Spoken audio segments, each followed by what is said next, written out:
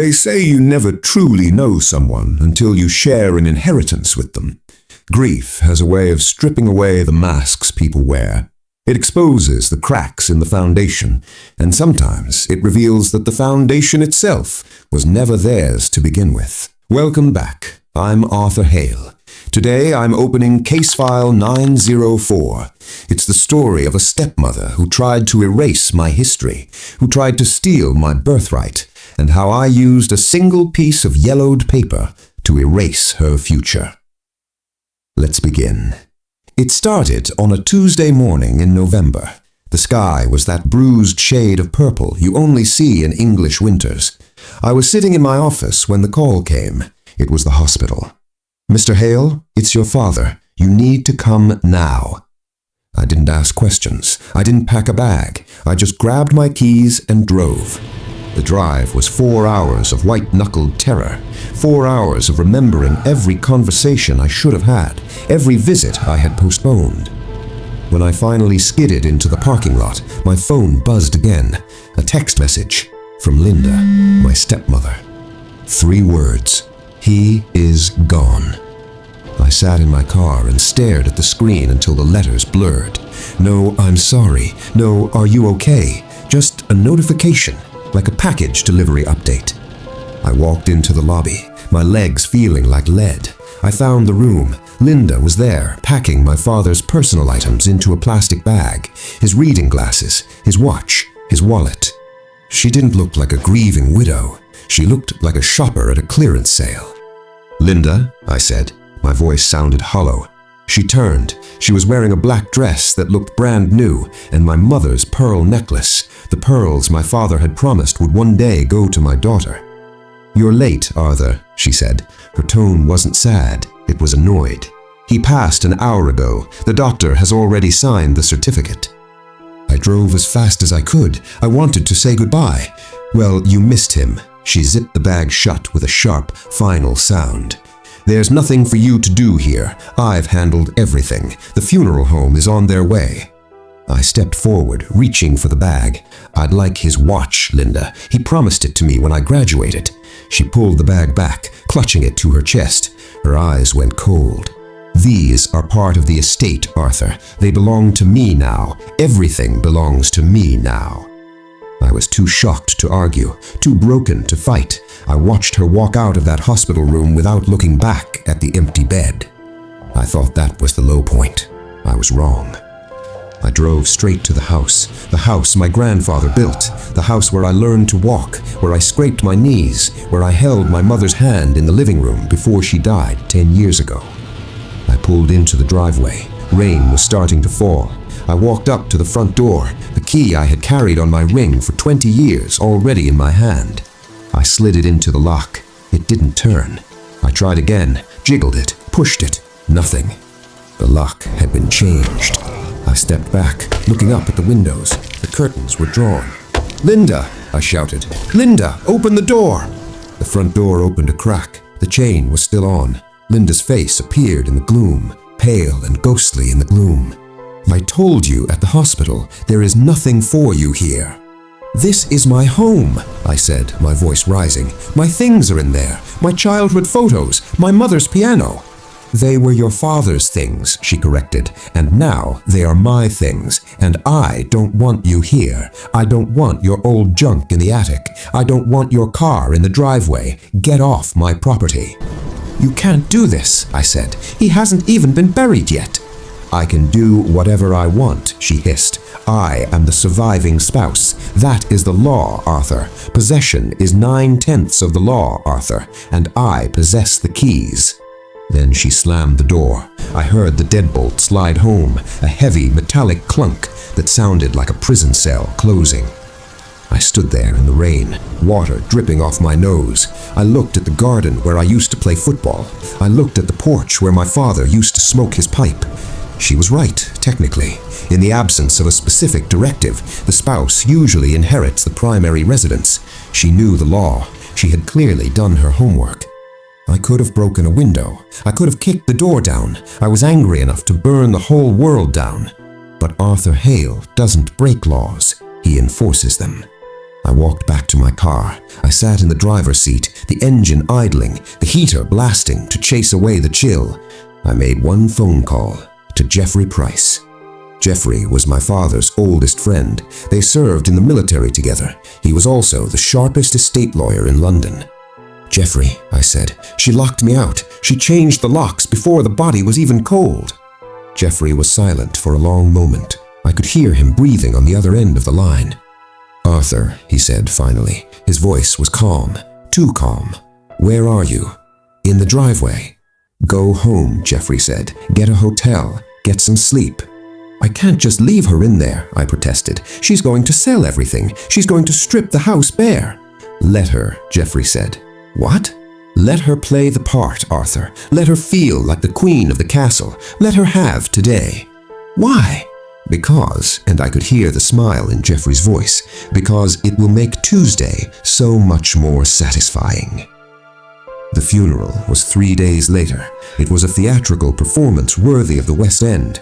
Linda played the grieving widow perfectly. She wore a veil. She dabbed at dry eyes with a lace handkerchief. She accepted condolences from the neighbors, holding their hands, accepting their casseroles.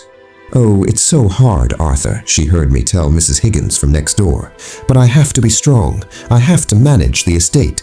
Arthur is so emotional. He's not thinking clearly." She was painting a picture, the stable, responsible widow, the erratic, greedy son. When she saw me, her mask slipped just for a second. She leaned over the pew as I walked past, her voice low that only I could hear. "I told you," he hissed. "You get nothing. I checked the accounts. There isn't much cash, Arthur. The house is the only thing of value, and it's mine. So enjoy the free sandwiches, because tomorrow I'm meeting with an auctioneer. I'm selling it all." I looked at her, really looked at her. I saw the greed behind the grief. I saw the calculator behind the tears. "We'll see," I said simply. "There is nothing to see," she snapped. "I'm the wife. I get the house. I get the contents. Arthur gets whatever sentimental junk I decide not to sell. That's how it works." She turned away, resuming her performance for the vicar. I sat in the back row. I didn't cry. I didn't pray. I just watched her, and I counted the hours until Tuesday. Tuesday morning, 10 a.m., Jeffrey's office. The room smelled of old leather and expensive coffee. Jeffrey sat behind his massive mahogany desk, a thick file folder in front of him.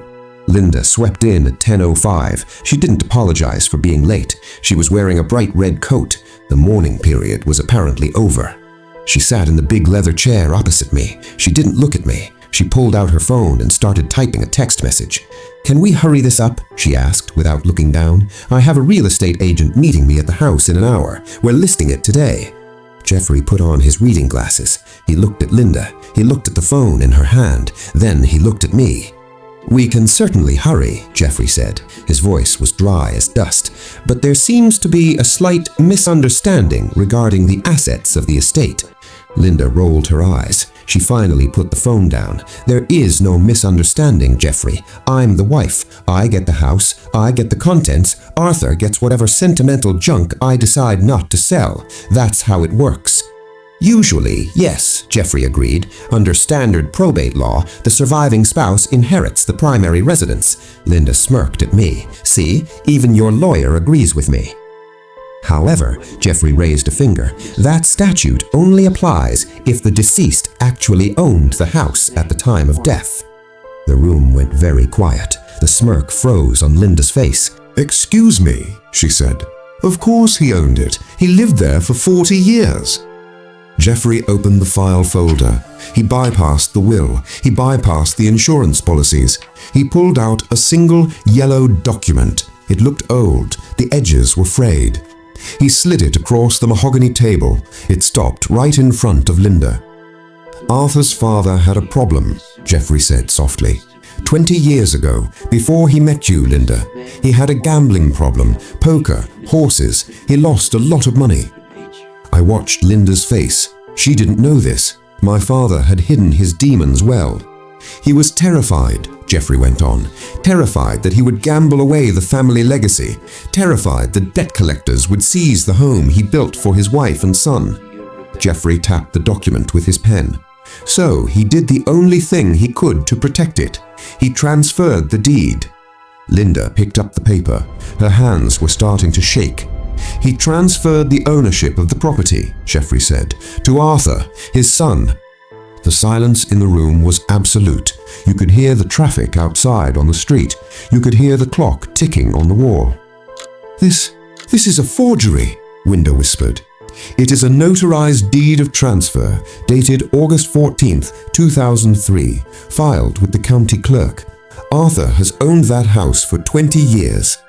But he lived there, Linda shouted. He paid the bills. Arthur allowed his father to live there rent-free, a life estate provision. It means your husband had the right to live in the house until his death, but the moment he died, that right evaporated. Jeffrey leaned forward. The house was never part of his estate, Linda. It belongs to Arthur. It has always belonged to Arthur. Linda dropped the paper. It fluttered to the table. Her face had gone the color of spoiled milk. But I redecorated, she stammered. I spent £5,000 on the kitchen. I leaned forward. For the first time in 3 days, I allowed myself to smile. You redecorated my kitchen, Linda, without asking. She looked at me with pure terror. The arrogance was gone. The confidence had evaporated. She realized that the man she had kicked off the porch was the landlord. The man she had mocked held the keys to her entire world. Arthur, she whispered. Her voice trembled. We can work something out. I'm family. You can't just throw me out. Family, I asked. Family doesn't slam doors in faces. Family doesn't throw childhood memories in the trash. Family doesn't ban sons from their own father's home. I stood up. I buttoned my jacket. I checked my watch, mimicking the exact gesture she had made at the funeral. Are you saying you have a real estate agent meeting you at the house in an hour? I asked. She nodded dumbly. You should probably cancel that, because you can't sell a house you don't own. Where am I supposed to go? She cried. That is my home. No, I said coldly. It was my father's home, and now it is my home. You were just a guest. I walked to the door. I put my hand on the knob. I am giving you 24 hours, I said without looking back. 24 hours to remove your personal effects from my property. Anything left inside that time, the furniture, the art, my mother's pearls, will be considered abandoned property, and I will donate it all to charity. You can't do this, she screamed. She stood up, knocking her chair over. I'll sue you. I'll drag this out for years. Jeffrey cleared his throat. You can try, Linda, but since Arthur holds the deed, he can also charge you retroactive rent for the 3 days you've been squatting at market rates, plus legal fees. Linda sank back down, defeated. She put her head in her hands. I walked out of that office and into the sunshine. The air tasted cleaner than it had in years. She left the next day. I arrived at the house at exactly the 24-hour mark. The driveway was empty. The front door was unlocked. I walked in. It was quiet. She had taken the silverware. She had taken the towels. She had even taken the light bulbs from the hallway fixtures, petty to the end. But she couldn't take the house. I walked through the empty rooms. The walls still held the echoes of my childhood. The floorboards still creaked in the same spots. I found my father's watch on the nightstand. She had left it, maybe out of guilt, maybe out of fear. I picked it up and put it on. It fit perfectly. I moved back in a week later. I painted the kitchen back to its original soft yellow, erasing her renovation. I put my mother's piano back in the center of the living room, and every evening I sit on the porch, drinking coffee, watching the sun go down over the lawn where I used to play. Linda tried to sue, of course. Greed doesn't die easily, but a deed is a deed. She lost her legal fees, and then she lost her reputation when the town found out what she did. Last I heard, she was living in a small flat 2 towns over, telling anyone who would listen about her cruel stepson. Let her talk. The lesson is simple. Before you try to kick someone out of their own life, make sure you check who really holds the keys. Case closed.